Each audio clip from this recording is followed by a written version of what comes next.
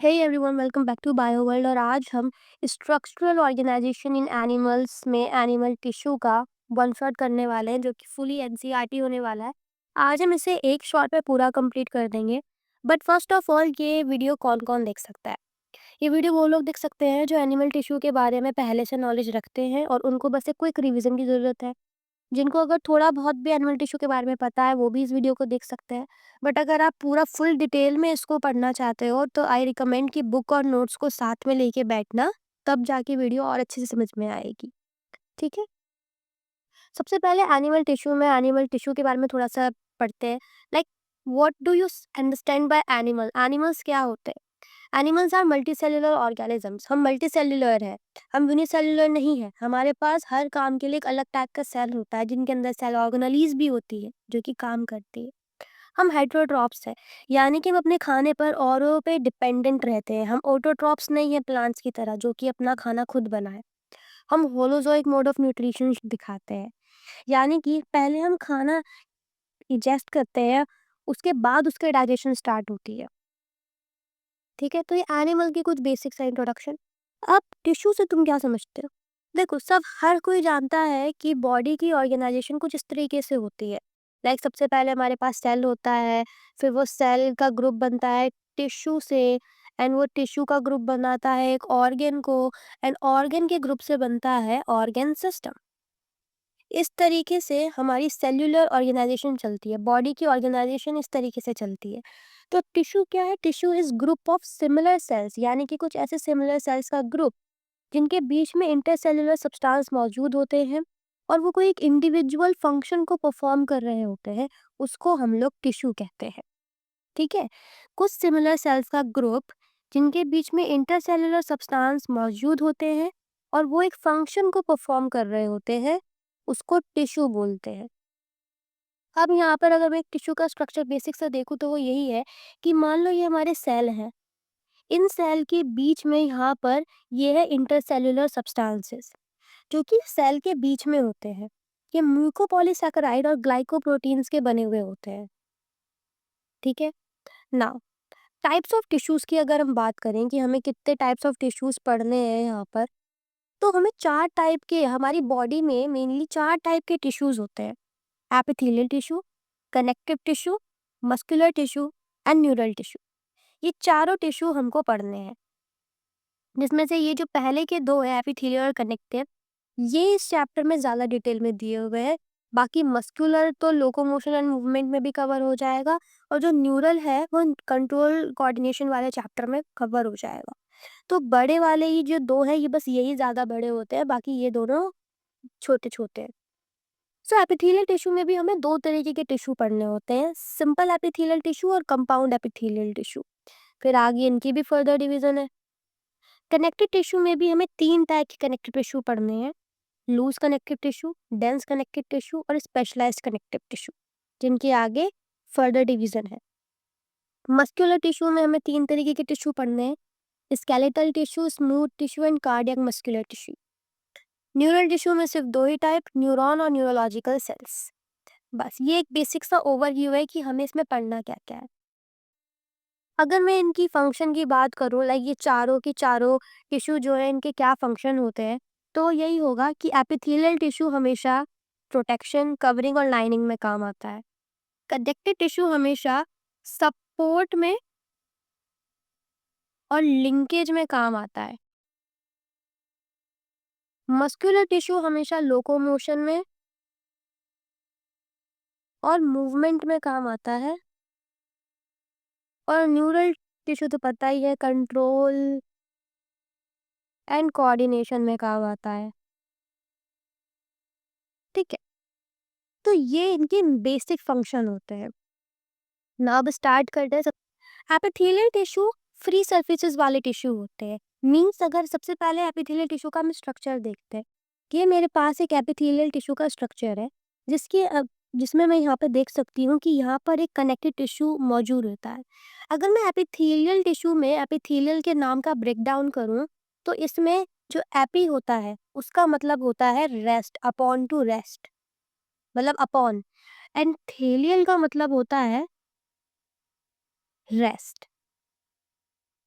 To rest, ठीक है। यानी कि वो टिश्यू जो किसी दूसरे टिश्यू के ऊपर रेस्ट करता है उसे एपिथेलियल टिश्यू कहा गया है, ठीक है। और ये जो एपिथेलियल टिश्यू होता है ना, ये एपिथेलियल टिश्यू एवेस्क्युलर होता है। एवेस्क्युलर मतलब इसके अंदर ब्लड का फ्लो नहीं होता। ये आपकी स्किन की वो ऊपर वाली लेयर है जिसपे आप अगर सेफ्टी पिन चुभाते थे, सेफ्टी पिन उसके आर पार करते थे तो खून नहीं निकलता था। ये एपिथेलियल टिश्यू वो वाली लेयर है, ठीक है। नीचे है कनेक्टिव टिश्यू जिसमें ब्लड वेसल्स है। कनेक्टिव टिश्यू हाईली वेस्कुलर है, इसके अंदर ब्लड का फ्लो होता है, इसीलिए ब्लड वेसल है यहाँ पर। और ये कनेक्टिव टिश्यू की वजह से ही एपिथेलियल टिश्यू पे ऑक्सीजन, न्यूट्रिशियंस ये सब कुछ पहुंच पाते हैं। जो एपिथेलियल टिश्यू है वो एक बेसमेंट मेम्ब्रेन के ऊपर रेस्ट कर रहा होता है। ये जो येलो कलर का बना हुआ है ये बेसमेंट मेम्ब्रेन ही है। इस बेसमेंट मेम्ब्रेन के ऊपर होता है हमारा एपिथेलियल टिश्यू, ठीक है। और ये एपिथेलियल टिश्यू के इस अपर वाले पार्ट को बोलते हैं एपिकल पार्ट यानी अबव पार्ट। ये एपिकल पार्ट फ्री सरफेस होता है, इसे फ्री सरफेस भी बोला गया है। ये फ्री सरफेस या तो बॉडी फ्लूइड की तरफ फेस कर रहा होगा या तो इन्वायरमेंट में फेस कर रहा होगा। और यही एपिकल पार्ट है जो कि हमारी बॉडी में कवरिंग और लाइनिंग का काम करता है। बेसमेंट मेम्ब्रेन की बात मैं अगर करूँ तो ये नॉन सेल्यूलर लेयर होती है जो कि म्यूकोपॉलीसेकेराइड और ग्लाइकोप्रोटीन की बनी हुई होती है, ठीक है। कनेक्टिव टिश्यू हाईली वेस्कुलर क्यों? क्योंकि इसके अंदर ब्लड का फ्लो हो रहा होता है as compared to epithelial tissue जो कि एवेस्कुलर है। एवेस्कुलर मतलब जिसके अंदर ब्लड का फ्लो नहीं होता। इसलिए जब तुम सेफ्टी पिन छुपा देते हैं अपनी उसमें उंगली में तो खून नहीं निकलता था। क्यों? क्योंकि एपिथेलियल टिश्यू एवेस्कुलर होता है ना। कनेक्टिव टिश्यू जो कि वास्कुलर होता है, इसी के जरिए एपिथेलियल में ऑक्सीजन, न्यूट्रिशन सब डिफ्यूज हो पाती है। एपिथेलियल टिश्यू के सेल्स कॉम्पैक्टली पैक्ड होते हैं जिनके बीच में बहुत ही कम इंटरसेल्युलर सब्सटेंस मौजूद होता है। ये एवेस्कुलर है यानी ब्लड का फ्लो इसमें नहीं जाता।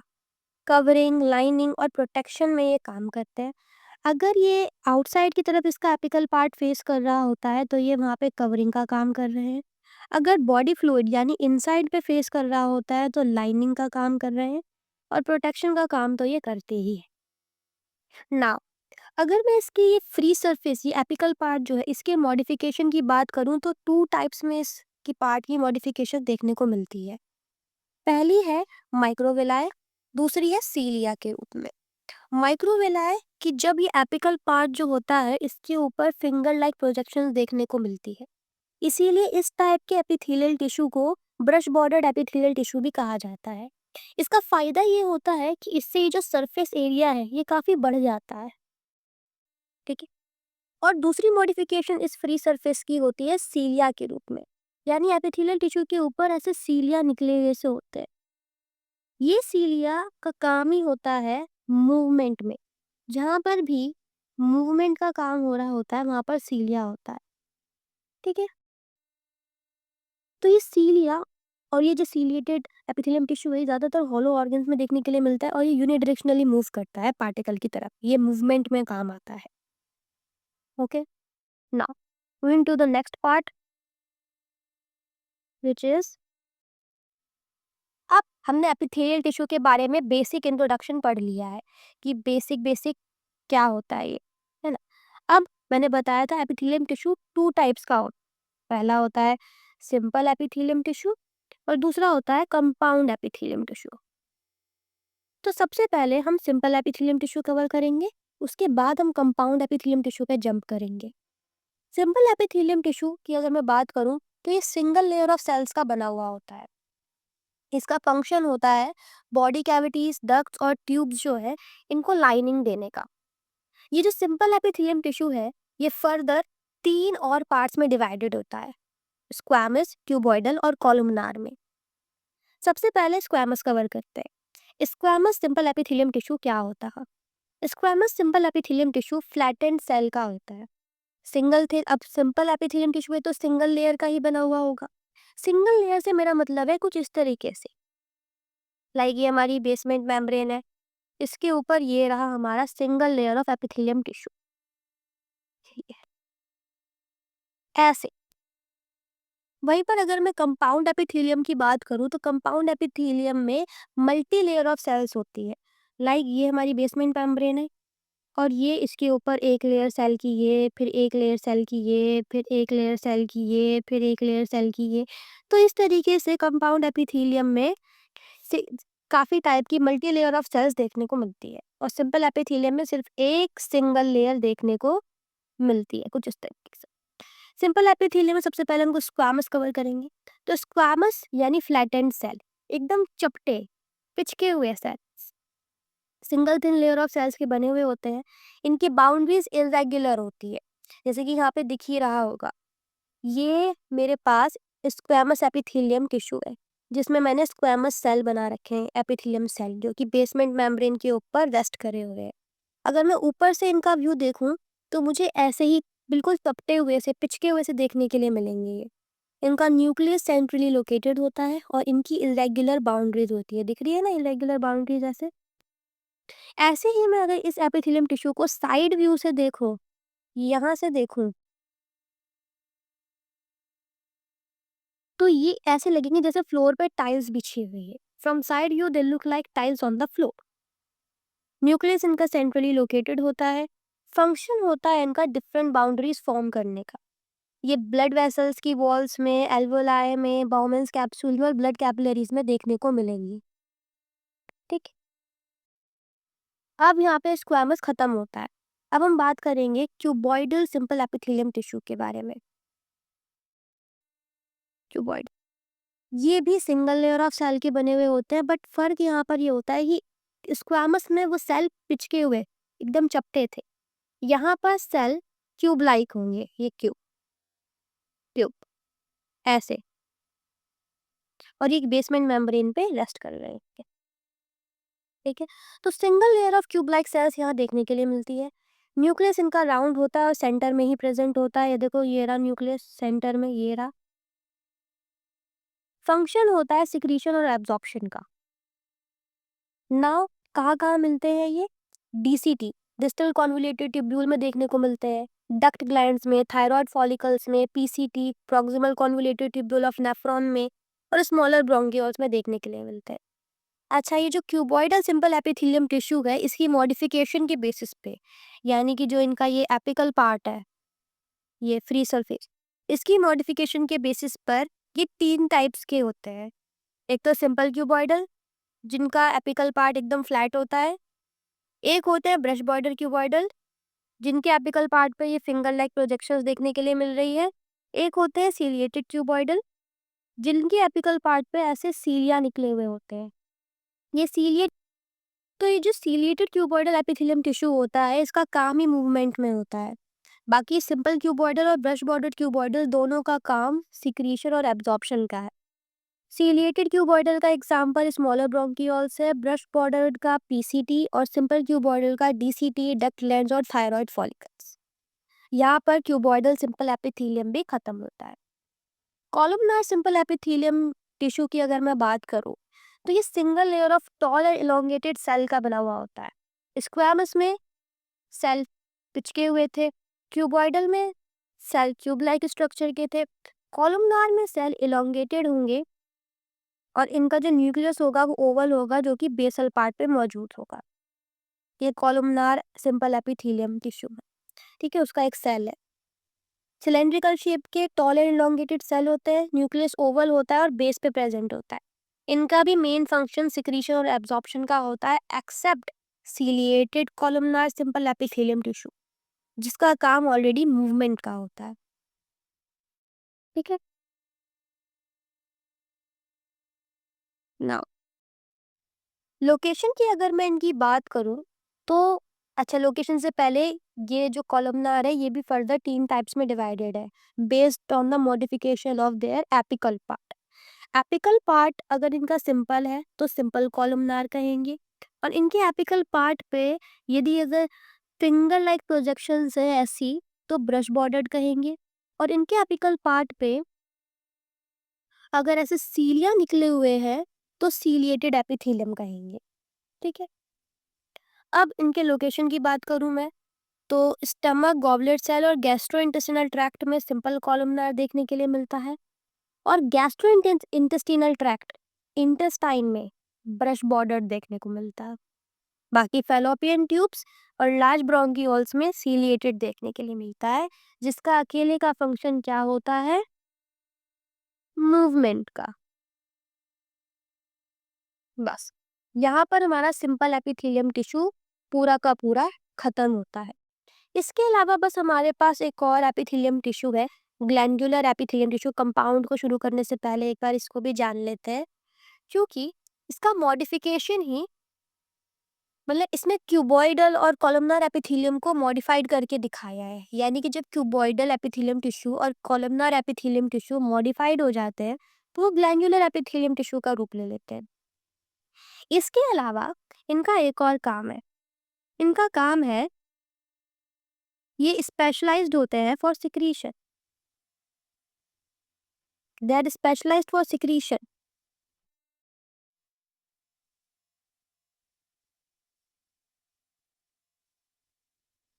सिक्रीशन के लिए इनको स्पेशलाइज्ड किया गया है।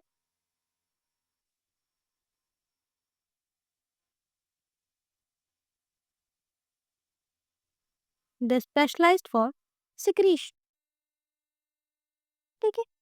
Modified cuboidal and columnar epithelium होते हैं on the basis of cells. Cells के बेसिस पे ये टू टाइप्स का होता है, यूनिसेल्युलर और मल्टीसेल्युलर। यूनिसेल्युलर का मतलब जहाँ पर एक सिंगल सेल सिक्रीशन कर रहा होता है, तो हम उसे यूनिसेल्युलर ग्लैंडुलर एपिथेलियम टिश्यू में रखते हैं। और अगर बहुत सारे सेल्स मिलकर के सिक्रीशन कर रहे होते हैं, तो हम उसको मल्टीसेल्युलर के अंदर रखते हैं। ठीक है। यूनिसेल्युलर का एग्जाम्पल है गॉबलेट सेल्स ऑफ एलिमेंट्री कनाल, जो कि म्यूकस को सिक्रीट करते हैं। और मल्टीसेल्युलर का एग्जाम्पल है सैल्यूडरी ग्लैंड्स। अब ये तो बात हो गई on the basis of cells पे। सिक्रीशन के बेसिस पे भी ये तीन टाइप्स में डिवाइडेड होते हैं, exocrine, endocrine and heterocrine. Exocrine यानी वो सेल्स जिनको सिक्रीशन करने के लिए एक डक्ट यानी ट्यूब बनाने की जरूरत होती है।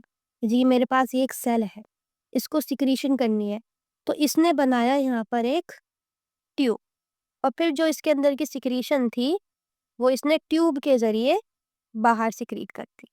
ये आता है एक्सोक्राइन के अंदर।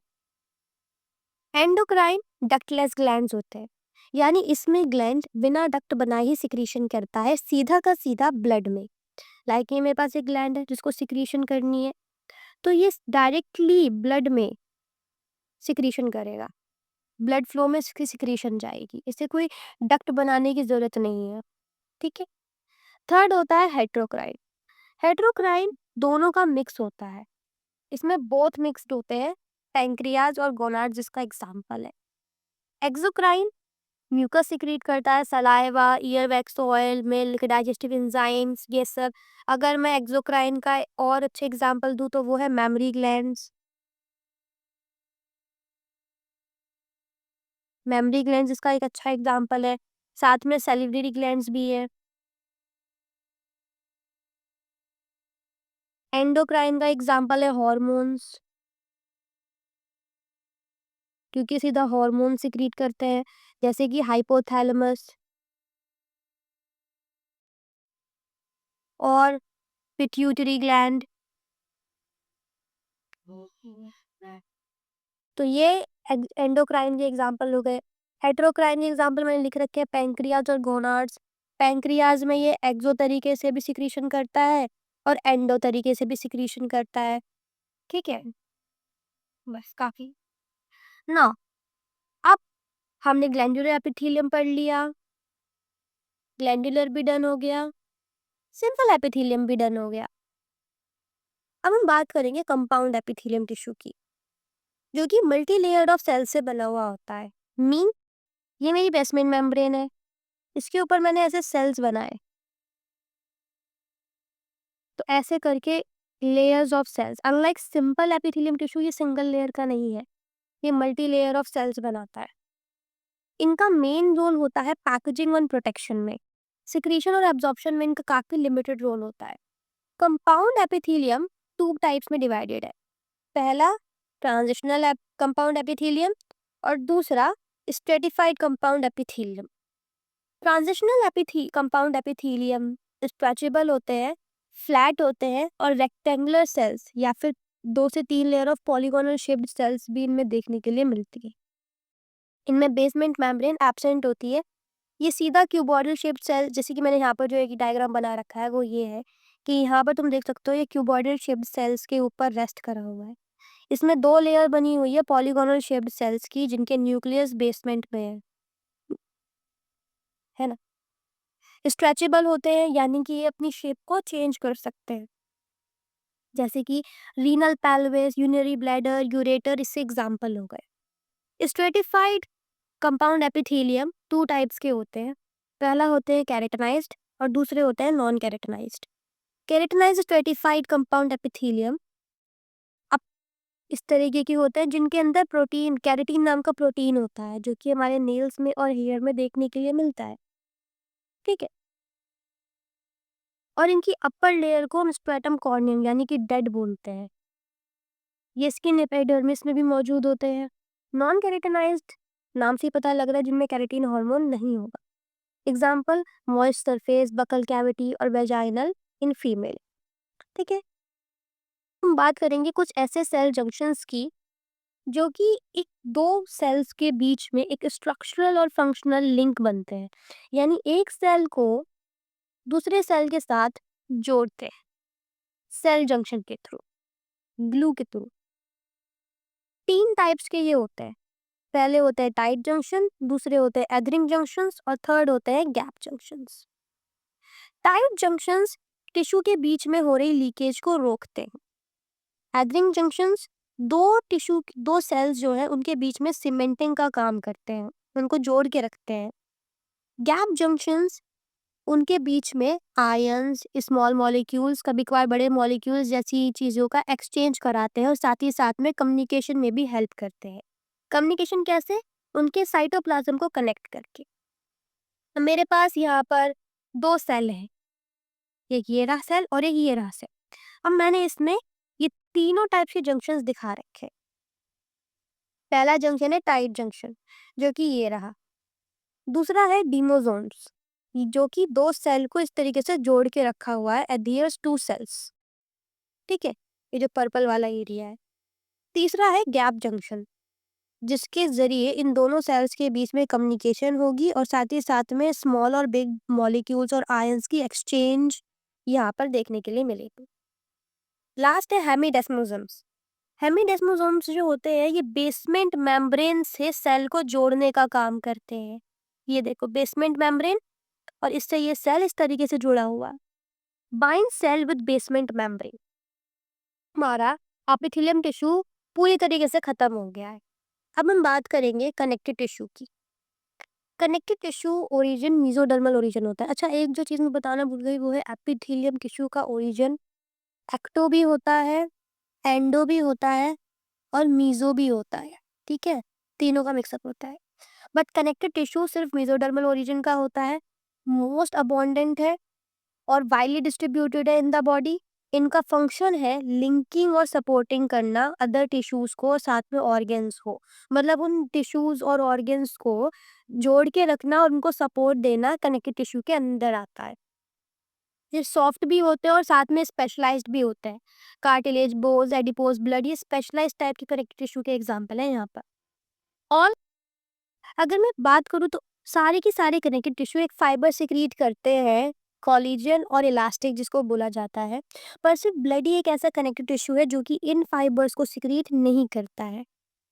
एक कनेक्टिव टिश्यू के अंदर मैट्रिक्स होता है और सेल होता है।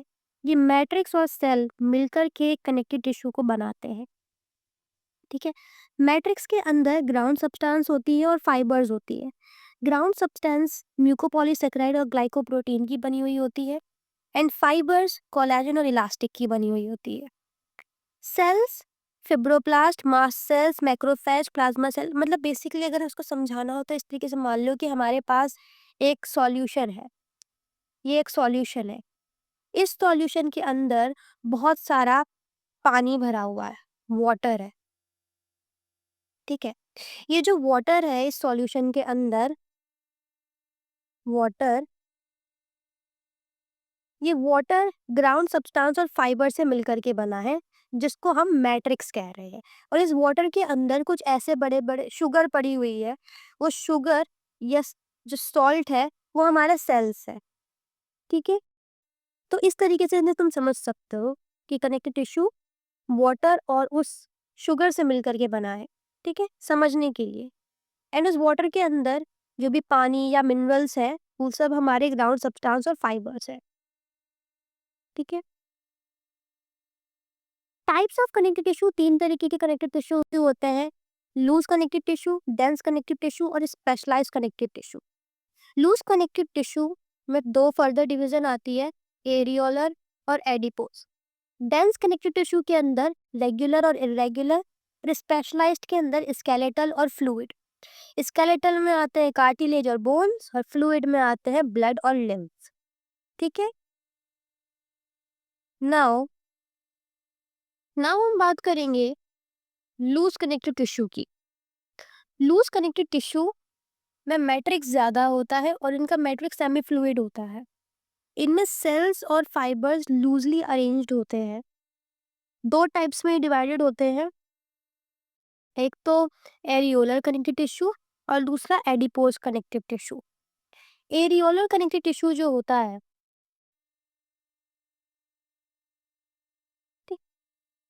एरियोलर कनेक्टिव टिश्यू जो होता है ये स्किन के नीचे प्रेजेंट होता है। अगर मैं इसके डायग्राम को तुम्हें यहाँ पे दिखाऊं तो वो ये है कि ये जो पर्पल कलर की लाइंस दिख रही हैं, ये इलास्टिन है, इलास्टिन फाइबर।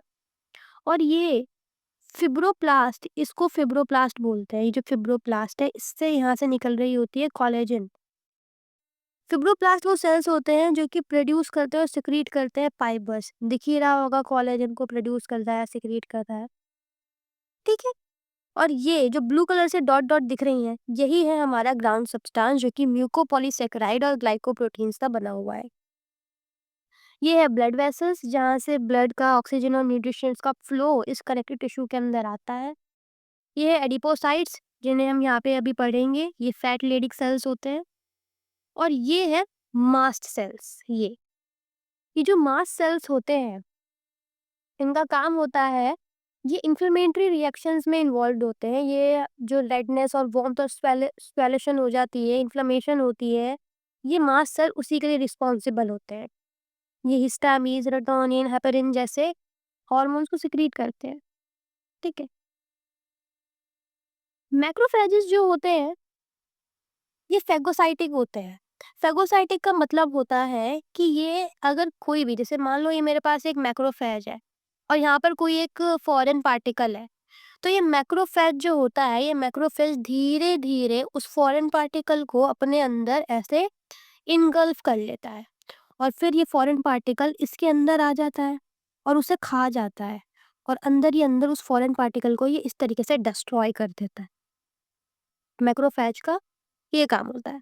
फिब्रोप्लास्ट बता दिया मोस्ट अबंडेंट है, और ये वो फाइव सेल्स हैं जो कि फाइबर्स को प्रोड्यूस और सिक्रीट करते हैं। ठीक है, एरियोलर कनेक्टिव टिश्यू हमारी स्किन के बिल्कुल नीचे प्रेजेंट होता है, स्किन और मसल के बीच में। लाइक ये हमारी स्किन है और ये हमारी मसल है, तो स्किन और मसल के बीच में यहाँ पर होता है एरियोलर कनेक्टिव टिश्यू। ये ब्लड वेसल्स और नर्व्स में भी होता है, और ये एपिथेलियम टिश्यू को सपोर्ट देने का काम करता है। जैसे कि ये मेरे पास एपिडर्मिस है, एपिडर्मिस लेयर स्किन की लेयर, उसके नीचे है मेरे पास डर्मिस लेयर। डर्मिस के नीचे होती है एक पतली सी हाइपोडर्मिस, उस हाइपोडर्मिस के पास होती है एरियोलर, एंड देन फिर होती है हमारे पास मसल्स। तो पता चल गया एरियोलर कनेक्टिव टिश्यू कहाँ पर होता है, यहाँ पर होता है। Second, adipose connective tissue. जब भी हमारी बॉडी के अंदर जब हम न्यूट्रिशन लेते हैं या खाना खाते हैं तो ऐसे बहुत सा न्यूट्रिशन होता है जो हमारी बॉडी के अंदर यूज हो जाते हैं, बट कुछ ऐसे होते हैं जो कि यूज नहीं होते हैं। तो वो वाले न्यूट्रिशन कहाँ जाते हैं, वो हमारी बॉडी में तुरंत ही फैट के रूप में स्टोर कर लिए जाते हैं और इसी टिश्यू के अंदर स्टोर किए जाते हैं। क्या बोला मैंने, मैंने बोला जब भी हम ह्यूमन बॉडी खाना खाती है, एंड खाना खाने के दौरान हम जो खाना लेते हैं, जो न्यूट्रिशन लेते हैं, वो हमारी बॉडी में यूज हो जाते हैं। बट कभी कभार जब हम एक्सेस अमाउंट ऑफ फूड खा लेते हैं और एक्सेस न्यूट्रिशन बॉडी के अंदर चला जाता है, तो वो न्यूट्रिशन कहाँ जाता है? क्योंकि वो उस दौरान तो यूज़ नहीं हो पाता होगा, तो कहीं तो जाता होगा। तो वो फैट में कन्वर्ट हो जाता है और इस टिश्यू के अंदर स्टोर किया जाता है। ये टिश्यू स्किन के बिल्कुल नीचे, स्टमक के पास और किडनी के ऊपर मौजूद होती है। इस टिश्यू के सेल्स को बनाया ही इसलिए गया है ताकि वो अपने अंदर फैट जैसी चीज़ को स्टोर कर सके। ठीक है? ये हमारे पास एरियल कनेक्टिव टिश्यू है। ये वो सेल है जिनके अंदर फैट नहीं होता है, और ये है एडिपोसाइट्स जिनके अंदर फैट स्टोर होता है। फैट लीडिंग सेल्स इन्हें कहा जाता है। Act as shock absorber. Okay. यहाँ पर लूज कनेक्टिव टिश्यू खत्म होता है। अब बात करेंगे डेंस कनेक्टिव टिश्यू की। Dense connective tissue compactly packed cells and fibres, इसमें सेल्स भी और फाइबर्स दोनों ही कॉम्पैक्टली पैक्ड होते हैं। लूज कनेक्टिव टिश्यू में ये दोनों लूजली पैक्ड थे, बट यहाँ पर कॉम्पैक्ट होंगे। मैट्रिक्स इसमें कम होता है। दो टाइप्स में डिवाइडेड होता है, डेंस रेगुलर और डेंस इनरेगुलर। डेंस रेगुलर में फाइबर्स और फिब्रोब्लास्ट आपस में इस तरीके से पैरेलली अरेंज्ड होंगे। ठीक है, ये देखो एकदम पैरेलली अरेंज्ड है ना। टू टाइप्स में होता है, ये टेंडन में देखने को मिलता है, लिगामेंट में देखने के लिए मिलता है। अगर मसल की बोन के साथ अटैचमेंट है तो टेंडन में, और अगर बोन की बोन के साथ है तो लिगामेंट में। डेंस इरेगुलर में कुछ भी पैरेलली अरेंज नहीं होता, सब फैला हुआ सा होता है। इनके पास ज़्यादातर कोलेजन होता है एस फाइबर के रूप में, and this tissue is present in skin. ये वही लेयर है जिसे मैंने ऊपर एपिडर्मिस के नीचे बनाया था, डर्मिस में। ये वही लेयर है। यहाँ पर डेंस भी खत्म होता है। सबसे पहले हम स्पेशलाइज्ड कनेक्टिव टिश्यू को कवर करेंगे।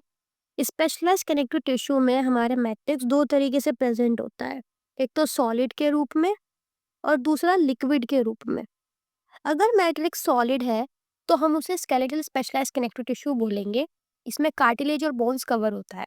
और अगर मैट्रिक्स फ्लूइड है तो हम उसे फ्लूइड स्पेशलाइज्ड कनेक्टिव टिश्यू बोलेंगे, जिसमें ब्लड और लिम्फ आते हैं। तो स्केलेटल स्पेशलाइज्ड टिश्यू में सबसे पहले हम इसमें स्केलेटल में सबसे पहले कार्टिलेज को कवर करेंगे, फिर बोन्स को।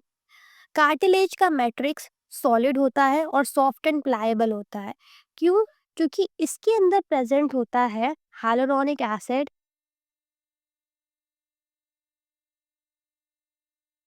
साथ ही साथ में कॉन्ड्रोटिन सल्फेट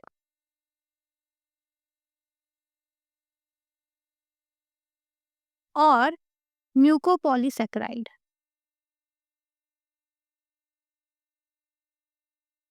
जिस कारण इसका मैट्रिक्स सॉफ्ट एंड प्लायबल होता है। हमारे एम्ब्रियो स्टेज में बहुत सारे कार्टिलेज होते हैं जो कि जब हम एडल्ट हो जाते हैं तो उनकी जगह बोन्स ले लेती है। अगर मैं कार्टिलेज का सेक्शन देखूं तो मुझे कुछ ये देखने को मिलेगा। लाइक सबसे पहली लेयर मुझे पेरिकॉन्डियम देखने के लिए मिलेगी, जो कि कार्टिलेज की कवरिंग का काम करती है। सेकंड, मुझे कॉन्ड्रोजेनिक सेल्स देखने के लिए मिलेंगे जो कि डिवाइडिंग सेल्स होते हैं, और यहाँ पे डिवीजन हो रही होती है। ये इमेच्योर कार्टिलेज सेल्स है, यानी यहाँ डिवीजन होती है। थर्ड, मुझे कॉन्ड्रोब्लास्ट देखने के लिए मिलेंगे। कॉन्ड्रोब्लास्ट का काम होता है फाइबर सिक्रीट करने का। नाउ एंड में मुझे देखने के लिए मिलेंगे chondrocytes. Chondrocytes cartilage forming sales होते हैं। इनके अंदर प्रेजेंट होता है लैक्यूना, ये मैट्रिक्स सिक्रीट करते हैं। कहने का मतलब ये है कि एक मेरे पास एक कॉन्ड्रोसाइट है। इस कॉन्ड्रोसाइट के अंदर यहाँ पर मुझे देखने के मिलेंगे 3 से 4 लैक्यूने, इन्हें बोला गया है लैक्यूने। ये एक कॉन्ड्रोसाइट के अंदर 3 या फिर 4 प्रेजेंट होते हैं। ये कॉन्ड्रोसाइट मैट्रिक्स सिक्रीट करते हैं एंड इनके अंदर लैक्यूने प्रेजेंट होते हैं।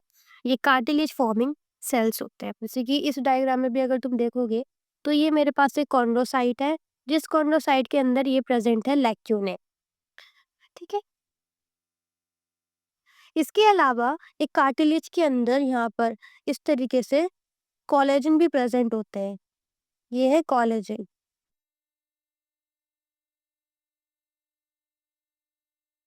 कहाँ कहाँ प्रेजेंट होती है ये? तो tip of nose outer ear joints पे, वर्टिबल कॉलम में, दो एडजेसेंट बोन्स के बीच में, और एडल्ट्स में लिम्स और हैंड्स में ये प्रेजेंट होती है। इसके अलावा जो अभी हम आगे मस्कुलर टिश्यू में एक डिस्क पढ़ेंगे, इन्वर्ट सॉरी डिस्क नहीं, मस्कुलर टिश्यू नहीं, सॉरी सॉरी, एक डिस्क पढ़ेंगे, इन्वर्टिबल डिस्क, उस डिस्क में भी ये प्रेजेंट होती है। नेसल सेप्टम में भी प्रेजेंट होती है। ट्रैकियल रिंग्स होती हैं, उनमें भी प्रेजेंट होती है। जो ट्रैकियल रिंग्स होती है हमारी ट्रैकिया में, उसके अंदर भी कार्टिलेज प्रेजेंट होती है।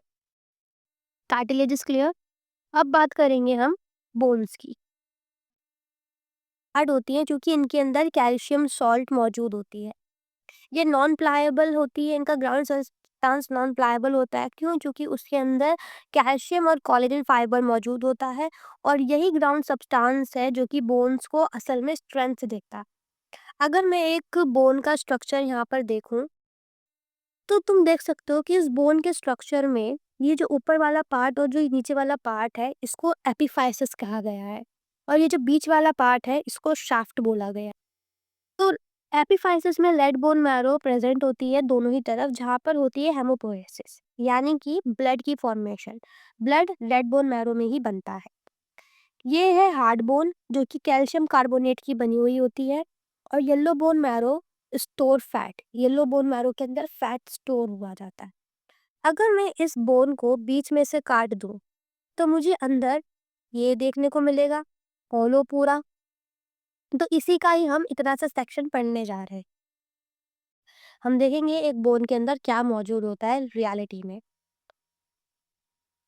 तो एक बोन की सबसे पहले की बाहर की लेयर को, इस लेयर को बोला जाता है पेरिओस्टियम। ये कवरिंग ऑफ बोन होती है। जैसे कि वहां पर कार्टिलेज में पेरिकॉन्ड्रियम थी, इधर पेरिओस्टियम है। ये कार्टिलेज में कॉन्ड्रोब्लास्ट थे, जो कि इमेच्योर कार्टिलेज सेल्स थे जो डिवाइड कर रहे थे। बोन्स में ऑस्टियोब्लास्ट है, जो कि इमेच्योर बोन सेल्स है और ये भी डिवाइड करते हैं। यहाँ पर कोलेजन फाइबर होता है। बस अगर कोई चीज़ डिफरेंट है तो वो ये है कि यहाँ जैसे वहाँ पर कॉन्ड्रोसाइट थे, यहाँ पर ऑस्टियोसाइट्स है। और ये ऑस्टियोसाइट्स एक लैमेले में प्रेजेंट है। ये जो रिंग्स बन रही है, ये रिंग्स, इनको ही लैमेले कहा गया है। ये कॉन्सेंट्रिक रिंग्स हैं जो कि कोलेजन फाइबर्स की ही बनी हुई है। इन लैमेले के अंदर प्रेजेंट होता है ऑस्टियोसाइट।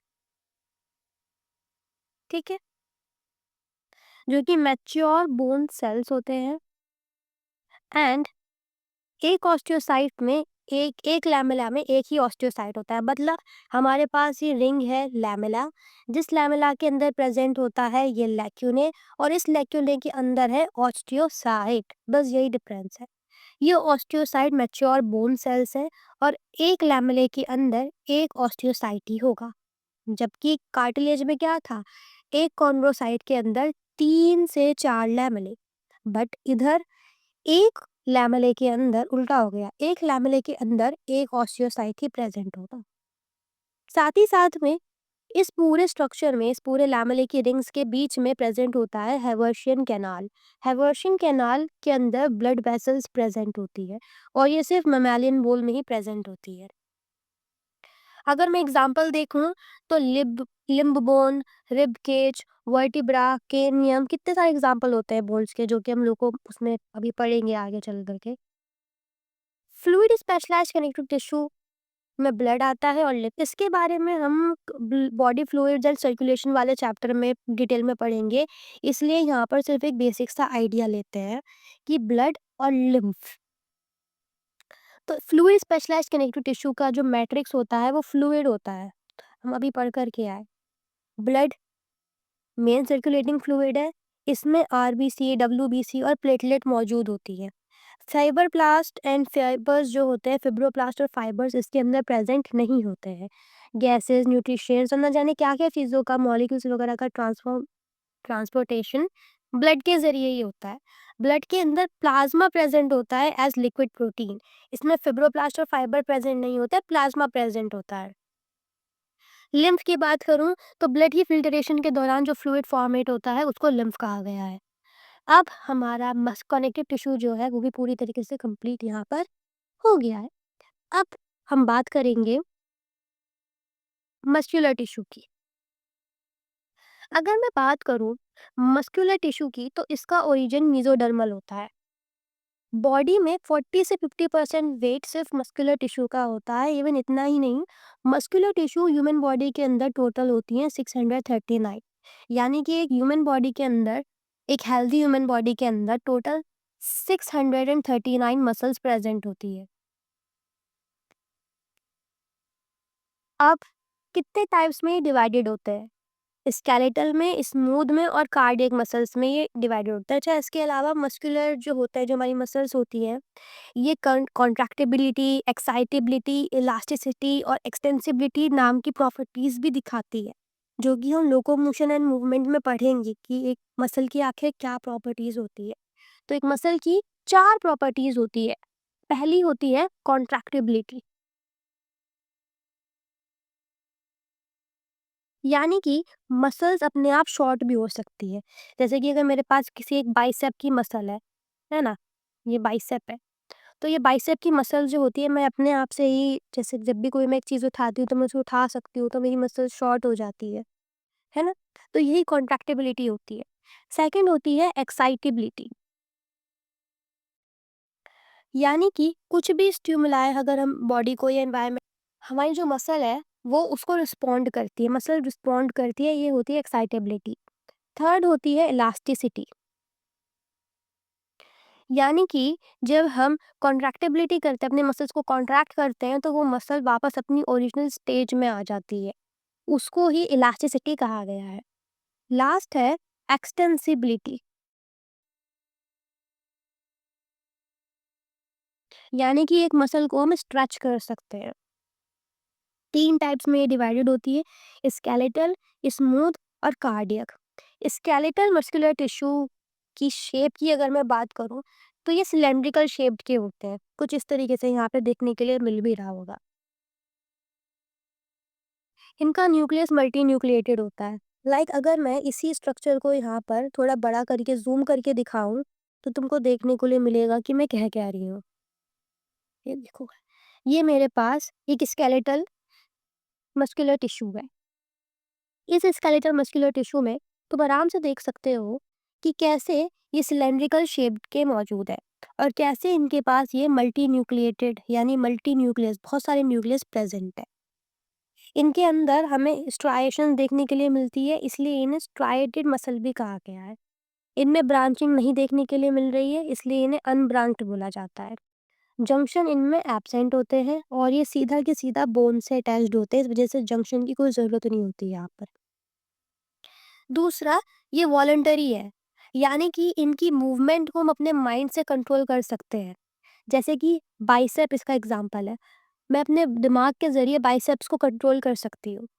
मैं अपनी फेशियल मसल्स को कंट्रोल कर सकती हूँ, जो मेरी फेशियल मसल्स हैं उनको मैं दिमाग के ज़रिए कंट्रोल कर सकती हूँ। तो इसी वजह से स्केलेटल को वॉलंटरी मसल्स भी कहा गया है। इनमें इंटरकैलेटेड डिस्क एब्सेंट होती है, ठीक है? नाउ अब अगर मैं बात करूँ स्मूथ मस्कुलर टिश्यू की, तो उसका स्ट्रक्चर ये रहा, जिसको मैं यहाँ पर अगर ज़ूम करके दिखाऊँ, तो वो ये रहा। ये मेरे पास एक स्मूथ मस्कुलर टिश्यू है। इसकी शेप तुम देख सकते हो कैसी स्पिंडल टाइप की है, ये स्पिंडल टाइप की इसकी शेप है। इनका न्यूक्लियस एक ही होता है, ये यूनिन्यूक्लिएटेड होते हैं और सेंटर में ही प्रेजेंट होता है।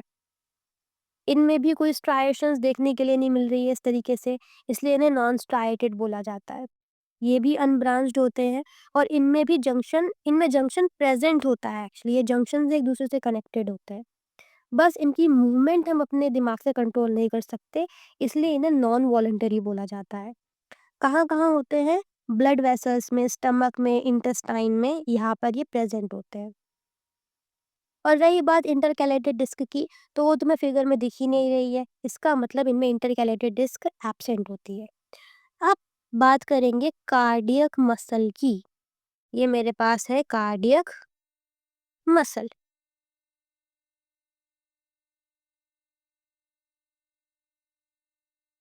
ये रही। तो इस कार्डियक मसल में तुम यहाँ पर देख सकते हो कि इनकी शेप है सिलेंड्रिकल, ये सिलेंड्रिकल शेप के हैं। इनमें तुम्हें यहाँ पर ये ब्रांचिंग भी देखने के लिए मिल रही है, तो इसका मतलब ये ब्रांच्ड होते हैं। इनके पास भी एक ही न्यूक्लियस है और ये इंटरकैलेटेड डिस्क से सेपरेटेड है।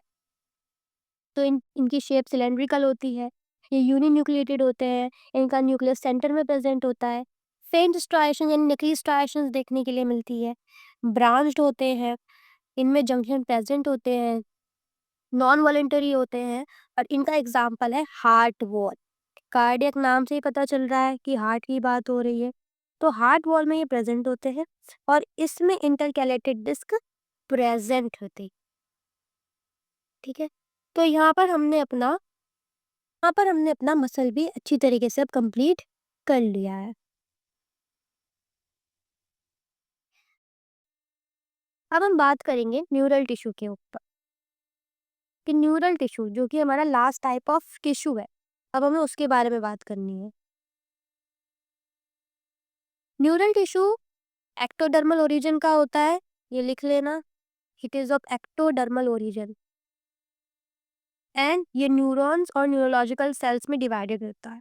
न्यूरॉन्स न्यूरल सिस्टम की यूनिट होते हैं और ये लॉन्गेस्ट सेल ऑफ बॉडी है, बताने की जरूरत तो नहीं है खैर ये बात। और न्यूरोलॉजिकल सेल सिर्फ न्यूरल टिश्यू का हाफ वॉल्यूम ही या उससे ज़्यादा रखते हैं, इसके अलावा कुछ नहीं। ये न्यूरॉन को सपोर्ट और पैकेजिंग का काम देते हैं। माइलिन शीट जो कि अभी हम पढ़ेंगे, न्यूरॉन्स में माइलिन शीट एक होता है स्ट्रक्चर जिसकी सिक्रीशन ही न्यूरोलॉजिकल सेल्स होती है। अगर हम इसकी प्रॉपर्टी की बात करें तो जी हाँ, एक्साइटेबिलिटी यानी न्यूरॉन्स एक्साइट होते हैं। एक्साइट का मतलब होता है एक दूसरे में इलेक्ट्रिकल सिग्नल्स भेजना। ये इलेक्ट्रिकल सिग्नल्स भेजते हैं। कैसे? थ्रू आयंस, थ्रू मॉलिक्यूल्स, इस तरीके से। कंडक्शन भी करते हैं। न्यूरॉन्स कंडक्शन करते हैं जबकि न्यूरोलॉजिकल सेल्स नहीं करते हैं। कंडक्शन का मतलब अपने अंदर आयंस का फ्लो करवाना, करंट का फ्लो करवाना। अगर हम न्यूरॉन के फंक्शन की बात करें तो जब भी हमारे साथ इन्वायरमेंट में कोई स्टिमुलाई होती है तो इसके ज़रिए में हमें कैसे रिस्पॉन्ड करना चाहिए ये न्यूरॉन्स डिसाइड करते हैं। न्यूरोलॉजिकल सेल्स प्रोटेक्ट और सपोर्ट का काम करते हैं न्यूरॉन्स को। ये एक साइड कैरेक्टर की तरह है जो कि सिर्फ न्यूरॉन्स को प्रोटेक्ट और सपोर्ट करने का काम करता है। न्यूरॉन्स डिवाइड नहीं कर सकते जबकि न्यूरोलॉजिकल सेल डिवाइड करते हैं। अब अगर मैं एक न्यूरॉन का स्ट्रक्चर देखूं तो उसका एक स्ट्रक्चर दिखने में मुझे मिलता है न्यूक्लियस जो कि सेंट्रली प्रेजेंट है और सेल बॉडी देखने को मिलती है जिसको पेरिकैरियन भी बोला जाता है। इस सेल बॉडी के अंदर प्रेजेंट होता है साइटोप्लाज्म और कुछ डॉट डॉट स्ट्रक्चर होते हैं जिनको बोला जाता है नीजल्स ग्रैन्यूल्स। ये नीजल्स ग्रैन्यूल रफ एंडोप्लाज्मिक रेटिकुलर और राइजोसोम्स के बने हुए होते हैं। प्रोटीन सिंथेसिस में काम करते हैं और ये डेंड्राइट्स ऑफ सेल बॉडी यानी सेल बॉडी में ये जो डेंड्राइट है ये यहाँ पर प्रेजेंट होते हैं। इस डेंड्राइट की अगर मैं बात करूँ तो ये स्मॉल साइटोप्लाज्मिक एक्सटेंशन है जो कि एक सेल बॉडी के अंदर इंफॉर्मेशन रिसीव और पास ऑन करने का काम करती है। इसके स्ट्रक्चर में मैं नीचे जाऊं तो मुझे देखने को मिलती है ये एक ट्यूब जिसको बोला गया है एक्सॉन। इस एक्सॉन के ऊपर होती है ये मायलिन शीथ। ये मायलिन शीथ शुआन सेल्स और ओलिगोडेंड्राइट सिक्रीट करते हैं। ये लिपिड इन्रिच्ड होती है और इंसुलेटर की तरह काम करती है। और इसके ऊपर होती है एक्सोलीमा जो कि एक्सॉन की प्लाज्मा मेम्ब्रेन यानी उसके ऊपर की कवर है, उसके ऊपर की परत है। दो मायलिन शीथ के बीच में जो गैप होता है उस गैप को बोलते हैं nodes of Ranvier. It is a gap between two successive myelin sheath. अगर मैं नीचे और आऊं तो मुझे एक्सोटर्मिनल देखने के लिए मिलेगा, ये एंड पार्ट। और नीचे जाओ इस स्ट्रक्चर में तो मुझे यहाँ पर देखने के लिए मिलेगा सिम्फैटिक नॉब। इस एक सिम्फैटिक नॉब के अंदर प्रेजेंट होती है सिम्फैटिक वेसिकल, ये जिसके अंदर भरे हुए होते हैं न्यूरोट्रांसमीटर। ये न्यूरोट्रांसमीटर जो कि केमिकल से सिग्नलिंग का काम करते हैं। इसी के जरिए दो एक न्यूरॉन मसल से, एक ग्लैंड से और एक न्यूरॉन से कम्युनिकेट कर पाता है। कैसे कम्युनिकेट कर पाता है ये देखो। How a neuron communicate with other neuron. एक न्यूरॉन दूसरे न्यूरॉन के साथ कैसे कम्युनिकेट करेगा? एक साइनैप्स फॉर्म करके, जो कि हम केमिकल कंट्रोल कोऑर्डिनेशन वाले चैप्टर में भी पढ़ेंगे कि कैसे एक न्यूरॉन दूसरे न्यूरॉन से कम्युनिकेट करने के लिए एक साइनैप्स को फॉर्म करता है और फिर उन दोनों के बीच में न्यूरोट्रांसमीटर का ट्रांसफरिंग लेन-देन होता है। जैसे कि मेरे पास एक न्यूरॉन है और मेरे पास एक दूसरा न्यूरॉन है। इन दोनों न्यूरॉन को आपस में कम्युनिकेट करना है। तो ये दोनों ही न्यूरॉन इस तरीके से एक साइनैप्स, एक जंक्शन को फॉर्म कर लेंगे। Synapse is what? A junction. ये देख सकते हो। इस तरीके से एक जंक्शन को फॉर्म कर लेंगे और फिर यहाँ इस सिम्पैथिक नर्व्स से न्यूरोट्रांसमीटर इधर पास ऑन होंगे डेंड्राइट्स के थ्रू और इनमें केमिकली सिग्नलिंग से दो न्यूरॉन आपस में कम्युनिकेट कर पाएंगे एक दूसरे से न्यूरोट्रांसमीटर की लेन देन करके और साइनैप्स को फॉर्म करके। ठीक है। And synapse is what? A junction between two neurons. तो यहाँ पर ये अब पूरी तरीके से हमारा एनिमल टिश्यू कंप्लीट हो गया है। Animal tissue is completed. अगर तुम लोगों को इस एनिमल टिश्यू में पूरी भी डाउट आया होगा तो you can comment below. Comment कर देना कि क्या डाउट आया है।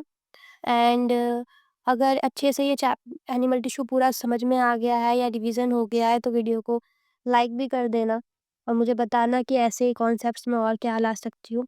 दूसरा, अगर किसी को ये जो डिजिटल नोट्स हैं ये चाहिए हो तो नोट्स के लिए भी कमेंट डाउन कर देना। मैं इसका जो ड्राइव पीडीएफ है उसका लिंक दे दूँगी जहाँ से तुम लोग इसको डाउनलोड करके ईज़िली एक्सेस कर सकते हो, अगर नोट्स चाहिए होंगे तो। सो कमेंट कर देना, लाइक कर देना, नोट्स के बारे में बता देना एंड सबसे मेन चीज़ तो मैं बताना भूल गई, वो है सब्सक्राइब टू बायोवर्ल्ड फॉर ऐसे ही और रिवीजन अपडेट्स के लिए। ठीक है? तो बाय।